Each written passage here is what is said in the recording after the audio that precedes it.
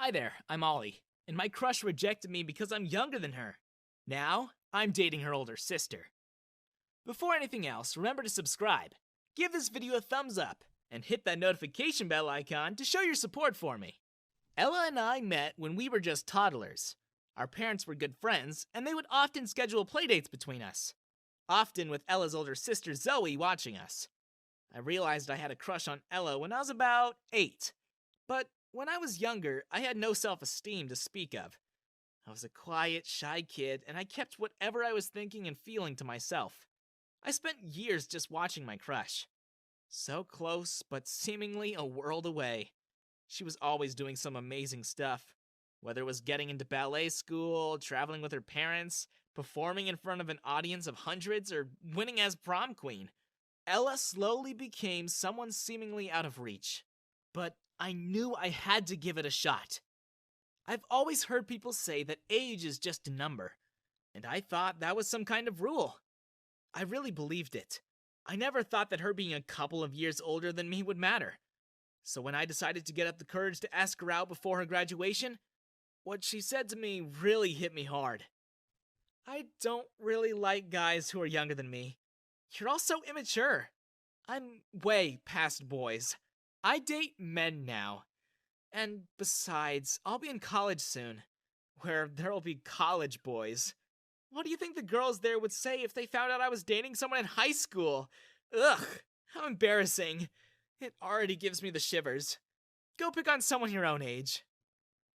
And just like that, Ella disappeared from my life. She went off to college and never talked to me again.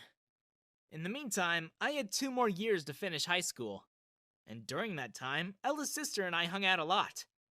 Zoe dropped out from college and was living with her parents again. Because of this, Ella looked down on her. She would often call her Dropout Zoe or Leech. I don't remember when Ella became so mean. It must have been a slow transformation, since I've always known her to be soft-spoken and kind. Whenever Zoe would get a phone call from her sister, her mood would change.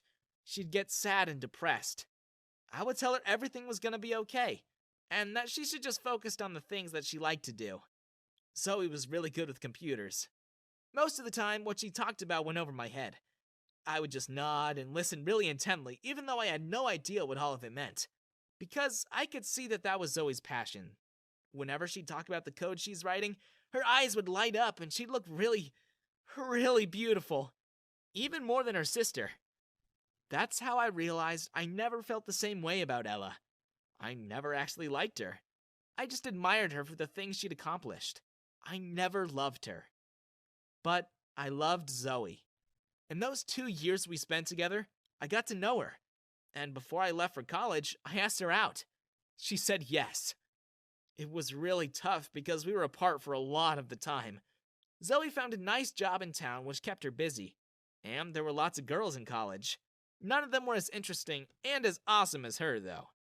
Whenever I could, I'd drive down from my campus and we'd hang out. Sometimes she'd drive up and surprise me at school. And on holidays, I made sure I spent a lot of time with my girlfriend. That's how 4 years of my life went.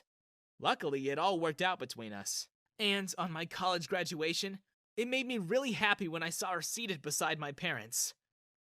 2 years after landing a stable job, I proposed to her. And I couldn't believe my luck when she said yes.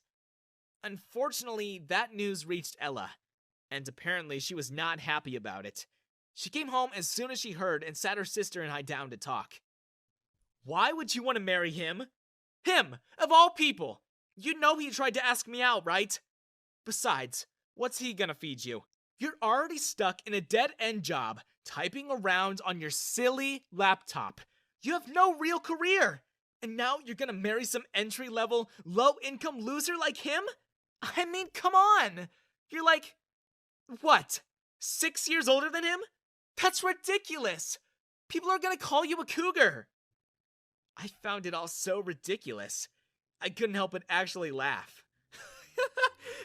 But tell us how you really feel, though. Whatever. You've been warned. Why don't you be more like me, Zoe? Look at you. You still live at home. I have my own apartment now. And my own car. and a boyfriend more famous than either of you could imagine. Yeah, sure. She was dating a real famous politician who picked her up at the theater she was performing at one night. In front of everyone else, Grant was Mr. Perfect. And yet, the stories she told me when Zoe wasn't there didn't paint him in such a great light. And whenever they visited, I saw how he acted around her, and how he treated her. Ella texted me every night since my proposal. She would try to call me, but I'd always ignore it. In her text, she'd complain about her boyfriend, how he's always away, and how she feels lonely, how she wished I could come visit her. Yep, she wasn't subtle. The moment she heard I'd proposed, she launched Operation Get Ollie. Unfortunately for her, I wasn't interested in her in the least. I loved Zoe, and Zoe was always going to be the one I was going to marry. But my boyfriend's so annoying now. Just dump my sister already. Then I can date you. I'm sick of Grant. He's always flying off to party somewhere and he doesn't care about me. He's selfish and narcissistic, and all he wants to do is go secretly paintballing with his frat bros from college. He's been to more tailgates than he's taken me out to dinner. He blames me for anything that goes wrong at his work, and he blames everyone else for everything else. Seriously! Funny how she told me I was immature for being a couple years younger than her. But she couldn't see that she was the one being immature now. And she was dating an even more childish person than her.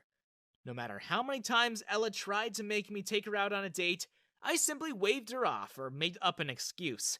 And when she really wouldn't stop, I straight up said I was gonna marry her sister and that she should just be happy for us. I don't know what possessed her, but the next thing Ella did was run to her sister. She told Zoe I'd been flirting with her. She thought she could break us up that easily. Where's the evidence? If you're telling Zoe I'm flirting with you, why don't you show her the texts? Right. You haven't really shown me any proof. So give me your phone. Why would I give you my phone? That's private property. And besides, I'm your sister. You have to believe me. You know I know better than you. I have a successful career and a successful relationship. What do you have? Well, if you're not gonna show her, I will. I gave Zoe my phone, and by reading it, she uncovered the truth. Ella still didn't give up, though. See? He's been texting me. He's already cheated on you. I can read, Ella, and it's plain as day that you're the thirsty one. Why don't you do us a favor and get lost? Oh, and by the way, don't bother coming to the wedding. I won't be sending you an invite. In truth, Ella had already lost her job. We found out a week later when a scandal about her and her famous boyfriend got into the news.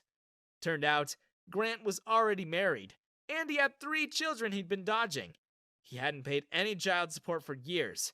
Instead, he used his money to party and pay for Ella's shopping sprees. Ella got fired months ago. She stopped going into work thinking her life was made, thinking she'd found someone who would pay for everything she wanted.